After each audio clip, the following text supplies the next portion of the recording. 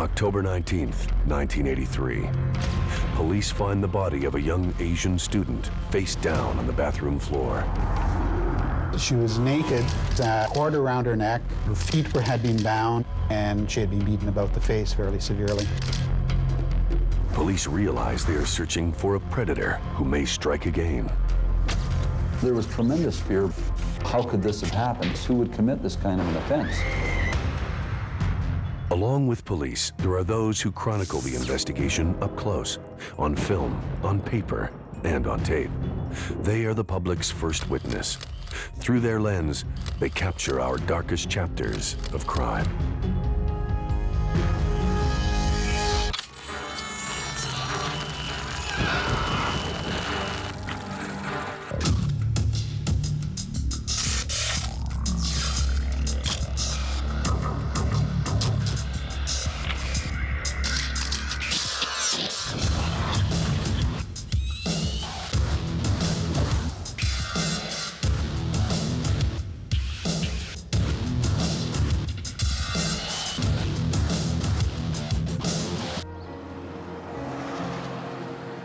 Toronto, Ontario. With more than 4 million people, it is Canada's largest city and one of the most multicultural centers in the world. In the heart of downtown lies the esteemed university. The institution is well known around the globe, each year attracting hundreds of international students. People from all over the world come to study at the University of Toronto. It's a very busy area, with a lot of people coming and going, and there's a lot of activity around the university. For many international students, moving to a foreign country can be daunting. Many take comfort in the fact that the area around the campus is well known for being a friendly and secure place to live. That would be a relatively safe area, because not only do they have the Toronto police patrolling that area, policing that area, they had the University of Toronto police. And it was a relatively safe area. But in the early 1980s, murder hits the academic scene when that same neighborhood becomes the hunting ground of a dangerous predator. October 1983. 𝙀𝙀𝙚𝙀𝐿𝐴𝐻𝑎NG Hang is a 17-year-old student from Indonesia, living with her older sister 𝐸𝐵𝐷𝐸 in a high-rise apartment building near the campus. While 𝐸𝐵𝐷𝐸 attends the University of Toronto, younger 𝙀𝙀𝙀𝐴𝐻𝑎NA is upgrading at a local college with plans of attending university the following year. She was a foreign exchange student. She came from a fairly well-to-do family in Jakarta, and her parents, not unlike a lot of parents then and now, they thought that she could get a good education at the University of Toronto. She was very friendly. She was extremely bright. She was an attractive young woman. She was apparently a very good student, according to all reports, and a typical kind of pure person who was doing very well at school. When not in class, 𝙀𝙀𝙀𝐴𝐻𝑎NA and her sister 𝐸𝐵𝐷𝐸 spend much of their spare time together. Her sister was considered to be her best friend. They were about a year and a bit apart in age. Apart from living together, they would meet daily, sometimes for lunch, sometimes between classes, whenever they might meet at the library to study together. And so they were extremely close, even apart from the fact that they lived together. Both sisters wear identical jewel-encrusted crosses on their necks, a gift from their mother in Indonesia. October 19th. The sisters wake and prepare for the day. For 𝙀𝙀𝙀𝐴𝐻𝑎NA, it is a busy week. She is writing exams at her college. She got up, went to her class, came home for lunch, and then, as was her custom, went to the university's main library, the Robarts Library, which is a couple of blocks away. 𝙀𝙀𝙀𝐴𝐻𝑎NA studies with her sister and a few friends, but by late afternoon, she packs her bag. She decided that she needed to go home, and she was going to continue to study at home because she had some books that she needed to refer to in studying, and she didn't have them with her at the library. Around 4 p.m., 𝙀𝙀𝙚𝐻 makes her way through the campus to the high-rise apartment building a few blocks away. We know that immediately when she went to the front door and went into the building, she went to the mailbox area and retrieved some mail for her. As far as we know, she went up the elevator to her apartment. 𝙀𝙀𝙚𝐻 opens her mail and begins to write a letter back to a friend. She only gets a few lines written when she hears an unexpected knock at her door.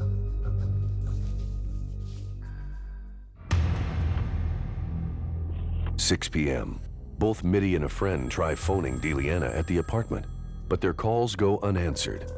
Assuming her sister must have gone out with the apartment's only key, Mitty spends the next couple of hours a few floors down in the same building. 10 p.m. There is still no answer to phone calls upstairs. Mitty and her friend decide to investigate.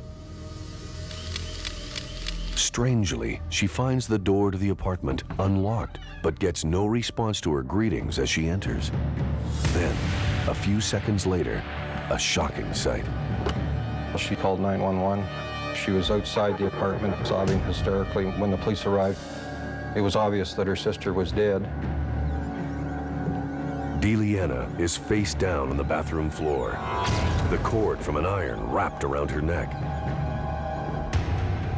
With signs of both sexual assault and murder, forensic expert Rod Spencer arrives on the scene with homicide detective Michael Boyd.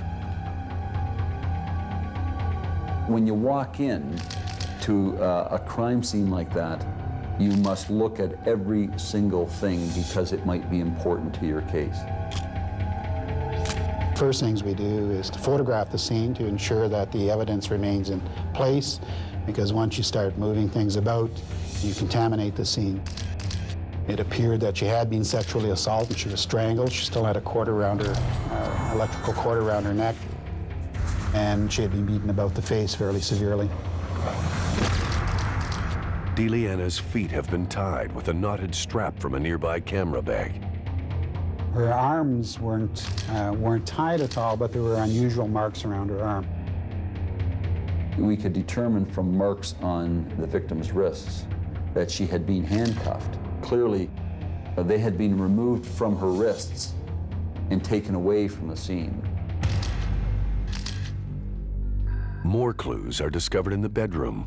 Detectives note that clothing has been pulled from the closet, and traces of blood mark the corner of the mattress.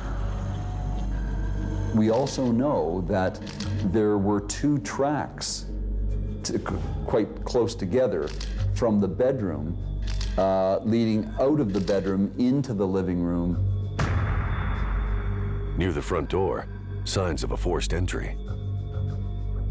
There was an interior door latch that was locked, or appeared to be locked. That had been kicked open. The door had been kicked open, and bits and pieces of those locking mechanism were on the floor in the hallway. This was certainly not a consensual situation from the point of the suspect entering the apartment. Detectives gradually piece together a likely sequence of events.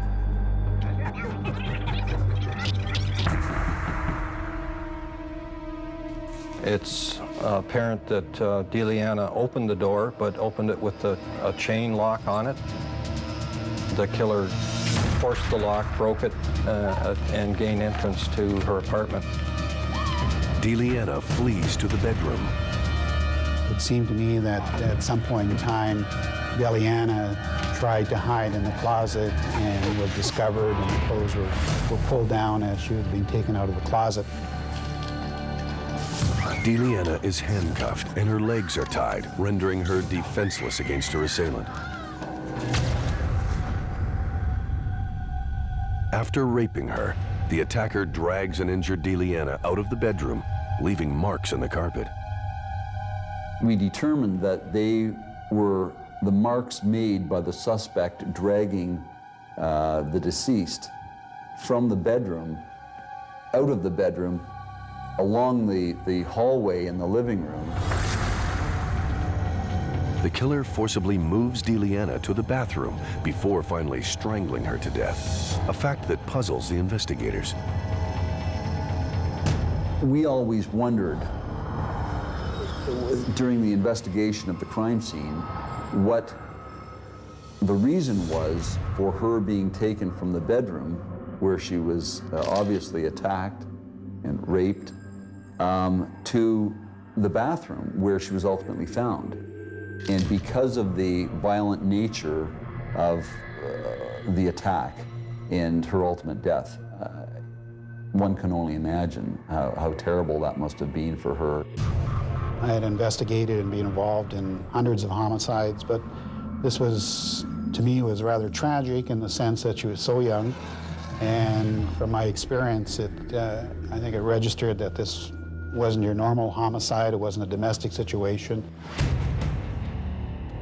A dangerous sexual killer is now on the loose, putting all female students on the university campus at risk.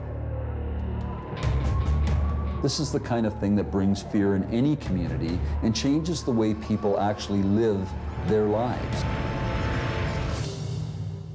October 20th, 1983. In the middle of the night, detectives in Toronto are on the scene of the brutal rape and murder of 17-year-old student �10𝙀𝐻𝐿𝐴𝐻. The body is removed for autopsy, while bed sheets and articles of clothing are secured for laboratory tests. In a nearby apartment, the victim's sister, 𝐂𝐫𝐷𝐸, is consoled by friends. Her parents, back in Indonesia, learn the terrible news that one of their daughters is dead. The killer is still on the loose. By morning, local media is on the scene as Toronto police set up a command post inside the apartment building. We focused on conducting a canvass of the building to see if we could contact anyone who may have seen the victim come home that day, or any person in the building at the time that may or may not have looked unusual. Other officers searched the entire building.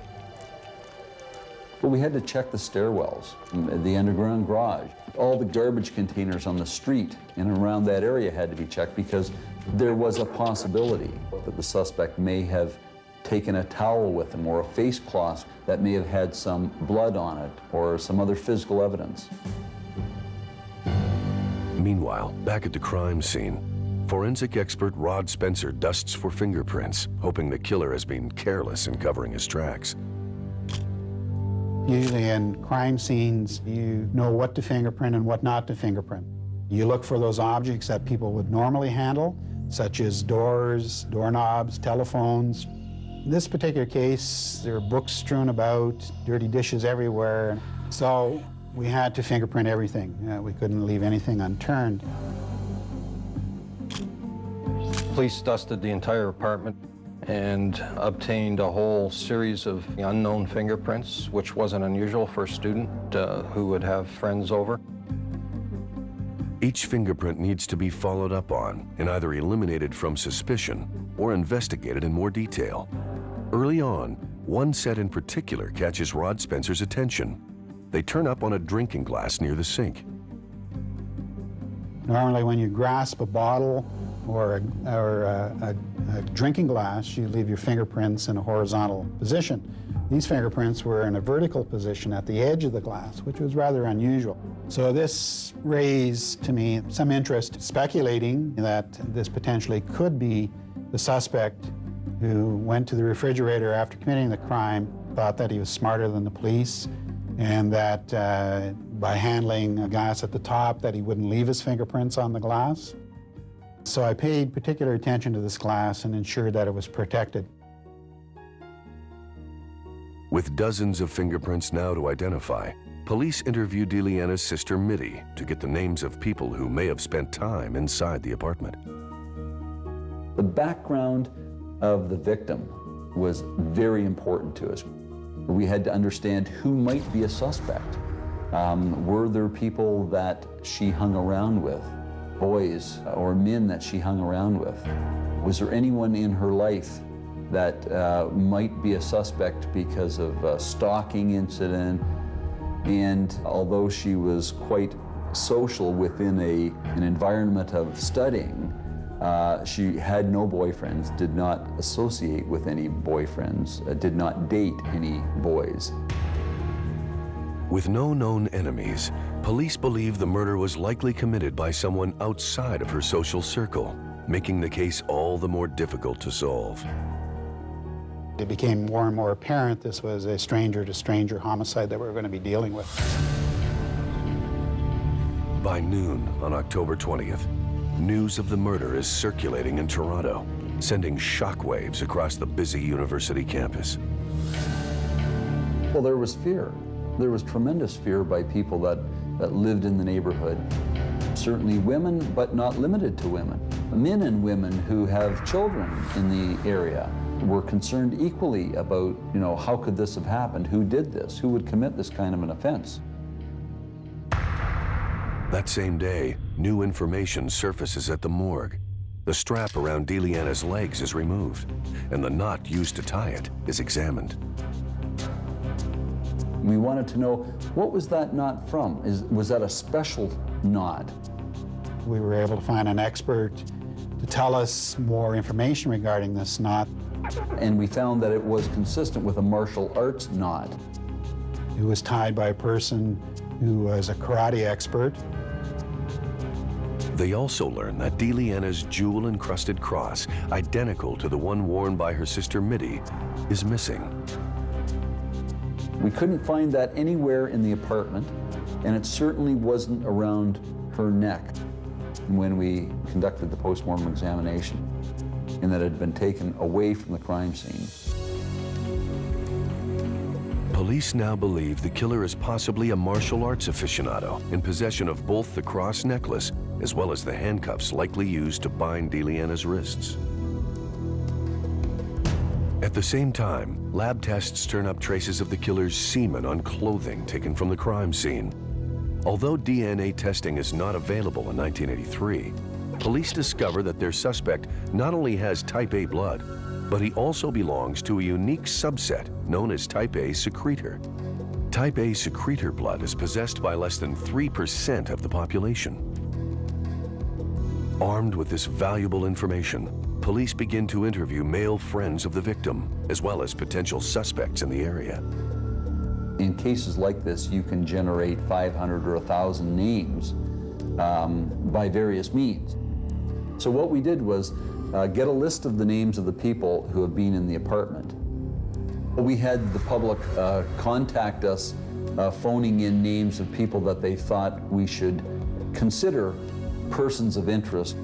And you have to look at all of this information, all of these names, with a view to eliminating people from suspicion, or conversely, developing that person as a greater suspect and with more evidence. Along with submitting fingerprints, many of those interviewed provide saliva and blood samples as well, which are each tested for type A secretor status. One name at a time, the police list shrinks as both biology and alibis clear people from suspicion. At the same time, most fingerprints in the apartment turn out to belong to close friends who regularly visited the victim. But one mystery set of fingerprints remains unaccounted for. The same ones found on the drinking glass near the sink. Some detectives are now sure they must belong to the killer.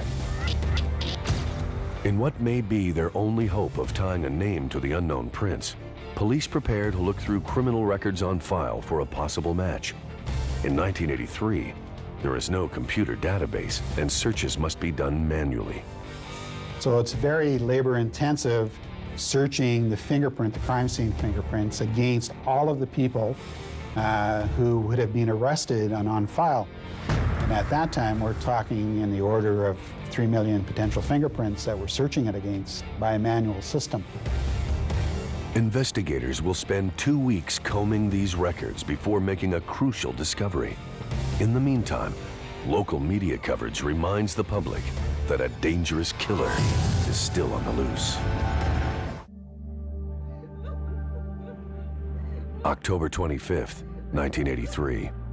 In Toronto, Ontario, almost a week has passed since the murder of 17-year-old 𝙀𝙀𝙀𝙀𝙀𝙀.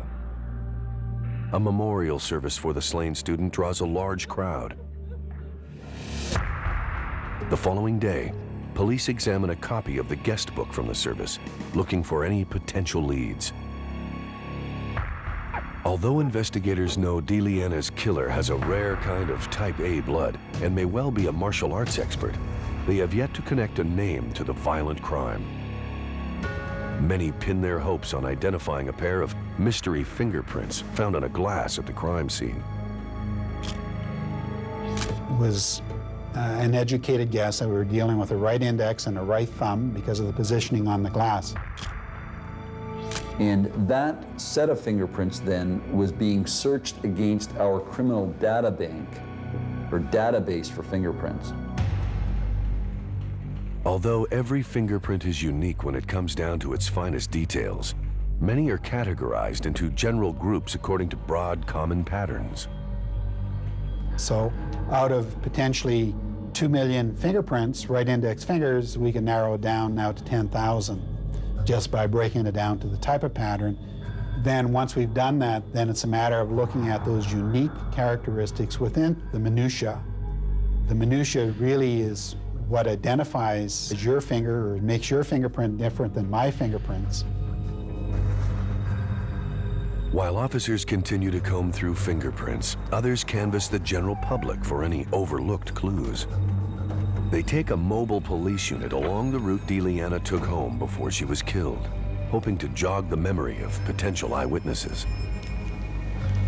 We continued to work with the media and continued to keep the investigation alive and tried to get our messages out with the assistance of the media to the public.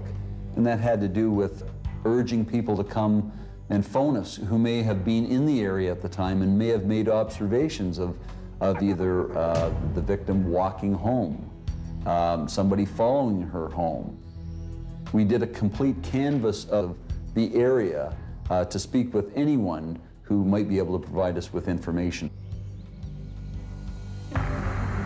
At the same time, detectives break the seal on the crime scene and do another walkthrough with the victim's sister, Mitty, hoping she can spot some small detail they may have missed.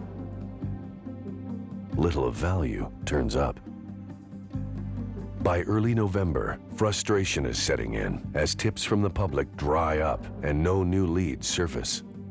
But it is just then, deep in Canada's collection of criminal records, that police suddenly get their biggest break to date.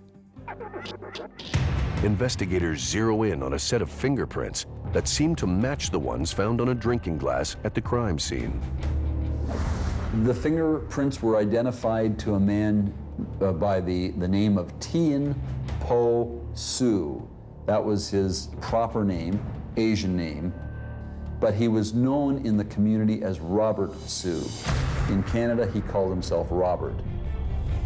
It certainly provided a key suspect right away.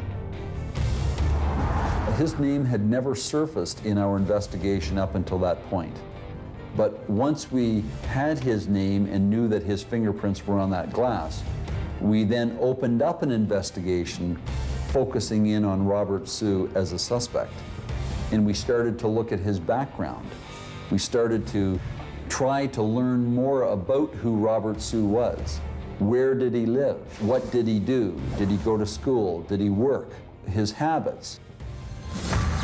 Police discover that 20-year-old Robert Su is originally from Malaysia. He is currently married and lives in Toronto. He arrived in Canada 3 years earlier on a student visa that has since expired. He has a keen interest in martial arts. When we checked Robert Su's criminal record, we found out that he actually had an arrest and he was before the courts on a property crime as opposed to a violent crime, which would include assault, sexual assault or homicide or any kind of crime like that. So we weren't drawing any conclusions about whether or not he would do such a thing, but certainly his fingerprints gave us strong reason to suspect him, and at that point we had to carry on, either eliminate him from suspicion or move on and develop him as a suspect. They kept Tien Poh Su under surveillance for a period of time to see what his habits were. He didn't know he was being followed, and they discovered that, amongst other things, he was very religious about working out and improving. He was a bodybuilder, very conscious of his appearance, and would go 2 or 3 times a day to a local gym. I knew Robert through the health club, and he liked to come to the gym. He was a regular member, would show up each day and work with the weights. He started working out, gaining weight, gaining muscle, and building himself up. And I don't think anybody had any sense, oh, we got to be afraid of this guy in this gym. I mean, he didn't have any air at all like that. Detectives put together a folder containing Robert Su's photo alongside photos of 23 other anonymous Asian men. The folder is shown to 𝙀𝙀𝙀𝙀 sister Mitty. None of the faces are familiar. When Robert Su is specifically pointed out, Mitty again draws a blank. We inquired from her sister and her girlfriend about whether Robert Su was part of their social circle, and no one in their social circle recognized Robert Su at all. But police remain wary about alerting Robert Su too early on what is only circumstantial evidence. On its own, a fingerprint in the 𝙀𝙀𝙀𝙀 sisters' apartment doesn't prove that Robert Su is a murderer. They know he had been in that place, or at least the glass has his fingerprint. The glass was in her place. The problem is, maybe he'll come up and say, well, yeah, I met her one day and I just went and had a drink at her place. In reviewing how he reacted to the police the last time he was arrested and charged, we realized that he wasn't going to be very cooperative with police.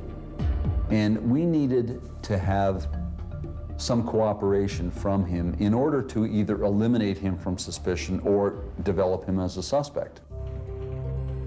Police decide to try an undercover operation to secure more evidence. One of the things that we knew and needed from him was a sample of his blood. And we couldn't be certain he would refuse to cooperate and provide his blood, even though he might not have been responsible. Knowing that Robert Su was a bodybuilder and he was very interested in his appearance, we decided that the ploy in this undercover operation was going to be that we would try to get a blood sample from him and try to do so using a ruse, as we call it. They enlist a young man named 𝐂𝐫𝐢𝐬𝐿𝐻, a Toronto police officer with a large, muscular build. Robert Su was heavily into working out and bodybuilding, and they just wanted to try to get somebody who could work out at the same gym, try to get a little closer to him, and at that time they felt that I would fit into the gym, and with any luck I could possibly befriend him. Should Gary connect with Robert Su, he is to plant the idea that a special weightlifting diet supplement obtained from a doctor is the real secret behind his large muscles. Gary was asked to go in and befriend Tien Poh Su at the bodybuilding club under the pretext that if he was to provide some blood samples, that he too could look like 𝐂𝐫𝐢𝐬𝐻 in terms of bodybuilding. And as unlikely as that sounds, and many people said it wouldn't work, we went with that. November 14th, 1983.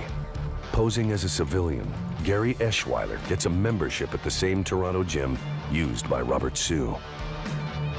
I had no idea that Gary came in specifically to focus in on Robert. I had no idea whatsoever.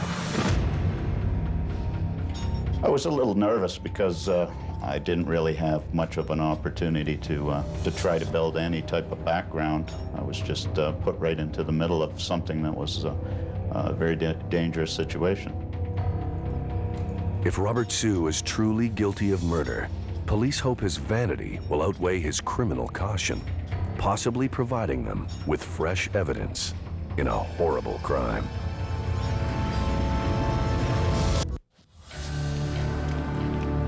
November 14th, 1983. In Toronto, police monitor the movements of Robert Su, a suspect in the murder of 17-year-old student 𝙀𝙀𝙀𝙀 𝐂𝐫𝐢𝐦𝐞. While Su's fingerprints were found at the crime scene, police hope an undercover operation will give them more evidence, ideally in the form of a blood sample. Dressed as a civilian, Gary Eschweiler works out at Su's local gym. He was very well-defined. His muscles were well-defined and more well-defined than Robert Su. And that's what we were looking for as an undercover officer. Someone who would be bigger and stronger than Robert Su and would garner the respect that we thought was needed in order to make this undercover operation work. Su keeps to himself, forcing Gary to use a stunt to show off his superior strength and get the suspect's attention. I ended up loading all the plates that they had in the gym on the bench. And after I lifted it, it was a little over 400 pounds, the bar started to bend when I put it back. So with that, a few people started laughing, and that gained his attention. As hoped, Robert Su finally approaches. He was interested in knowing, how this officer worked out, how he got so big and strong. Su, of course, had no idea that he was an undercover police officer. Eschweiler would tell Su that in addition to using the weights, he had a secret formula that he would take to improve his muscle tone.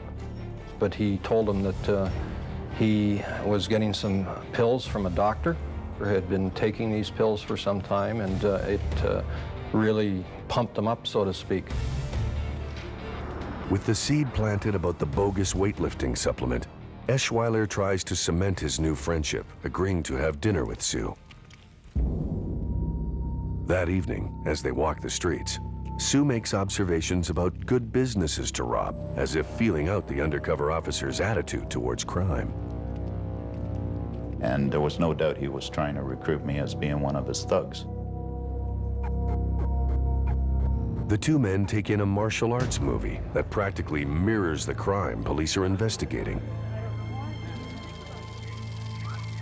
He sat up in his seat, and especially for a calm fella who was sort of always had a quiet disposition, he seemed to be a little bit more involved in watching that.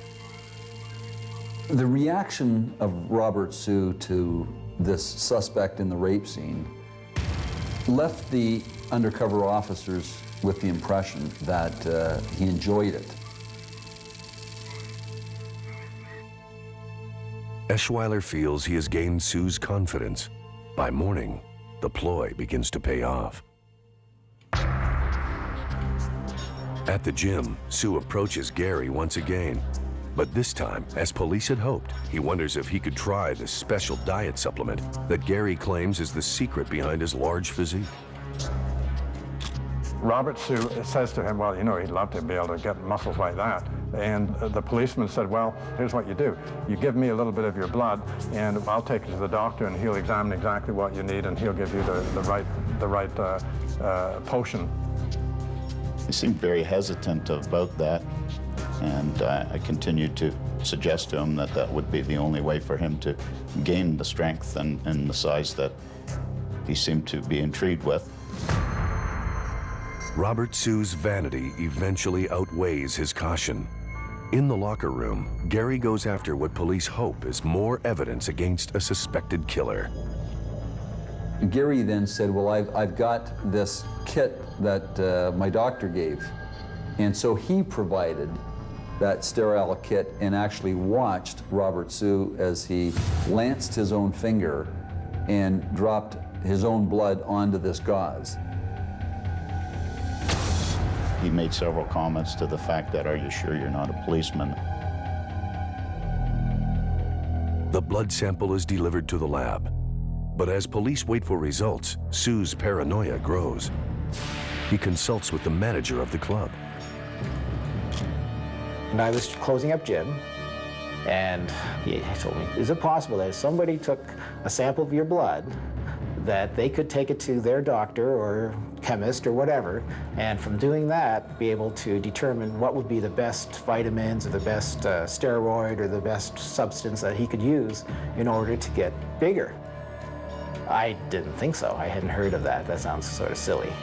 And that's when Robert was really, he came on and he said, I think Gary's a police officer. He's a police officer. Gee, I don't know, Robert.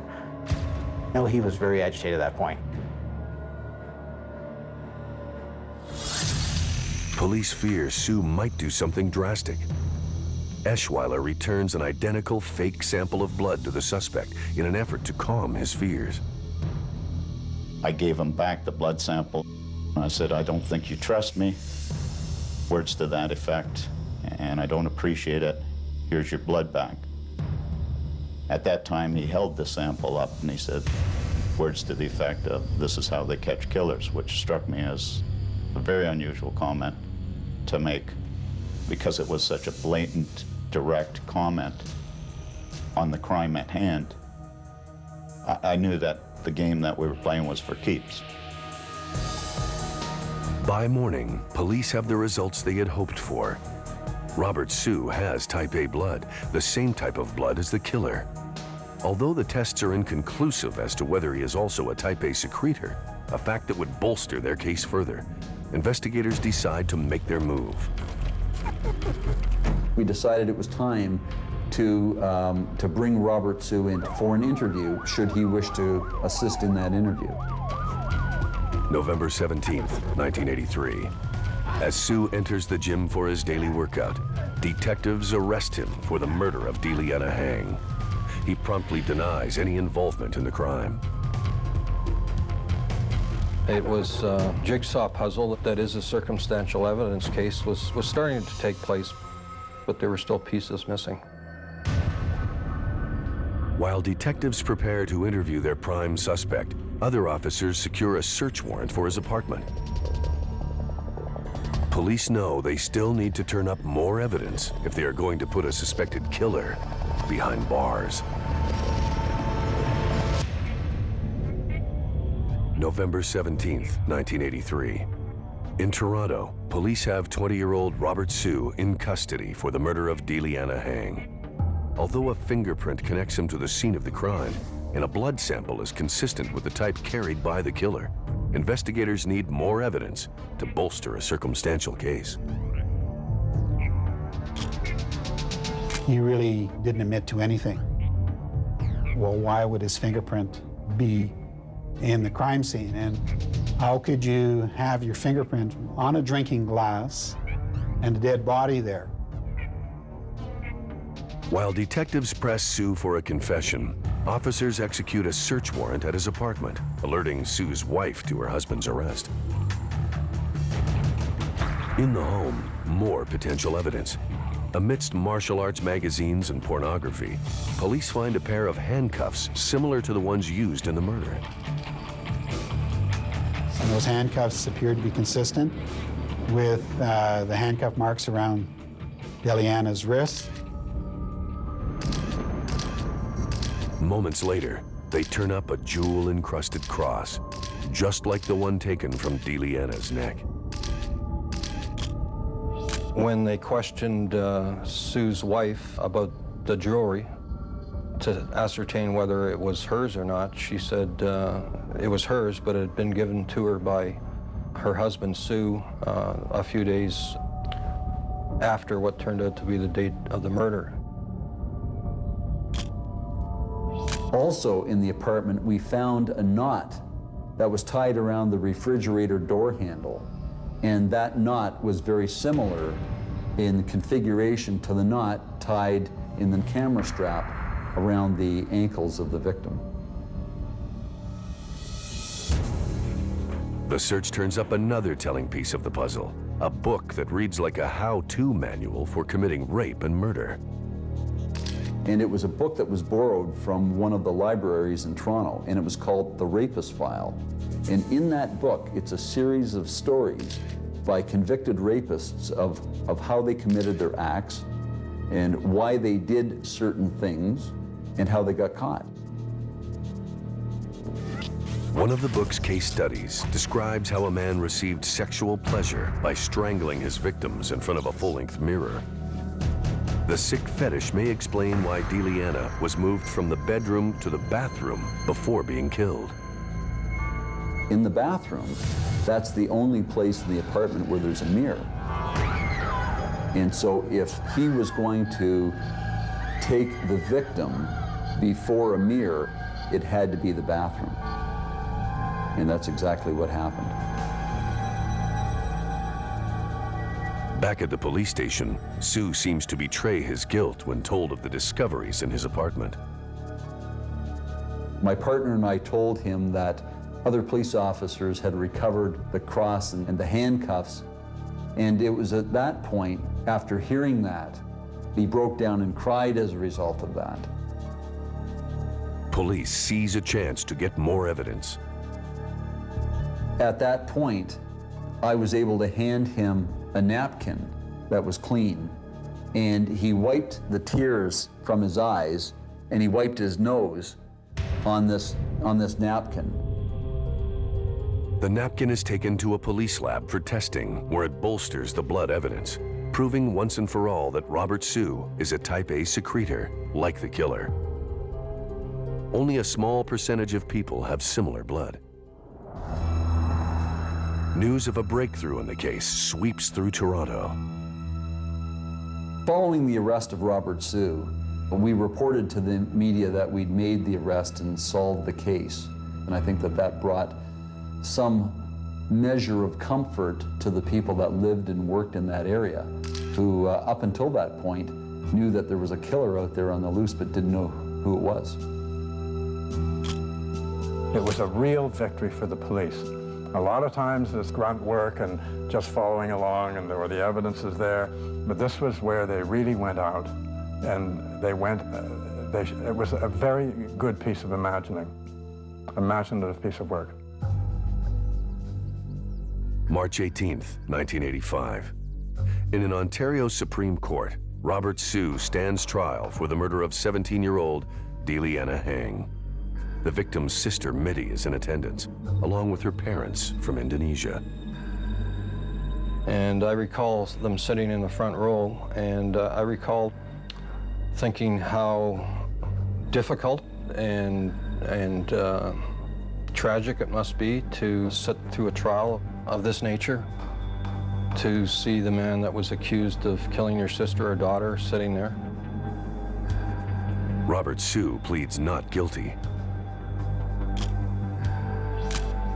His position was as it was at the trial. He did not do it.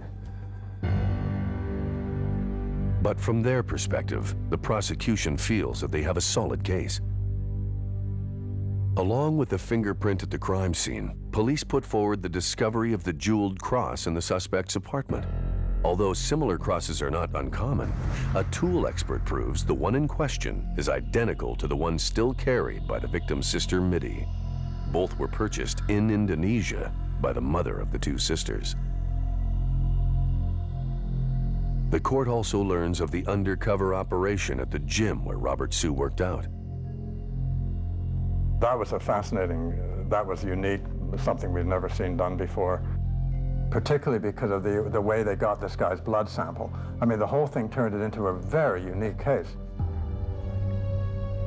On March 27th, 1985, after only 3 hours of deliberations, a jury finds Robert Su guilty of the first-degree murder of 𝙀𝙀𝐻𝐿𝐼.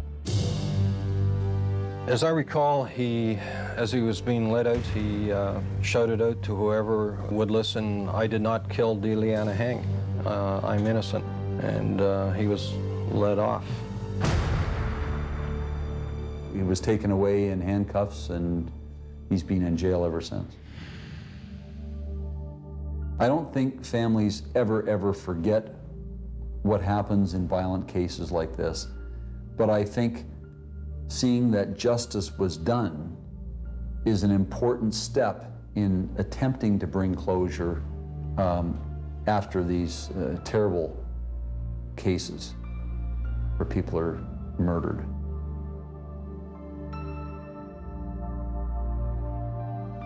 Despite his pleas of innocence, Robert Su eventually confessed in prison to his horrible crime. Although justice can't bring back �10𝙀𝙀𝙀𝙀, many today believe that Su's timely arrest in 1983 may well have spared the lives of other innocent victims. Maybe they stopped a guy who was going to be a Picton, a guy who was going to be a rape killer of many women, young women. This was probably the best investigated police situation that I've encountered in almost 30 years in this business. If you wanted to point to an ideal case and how things come together, that would be the case.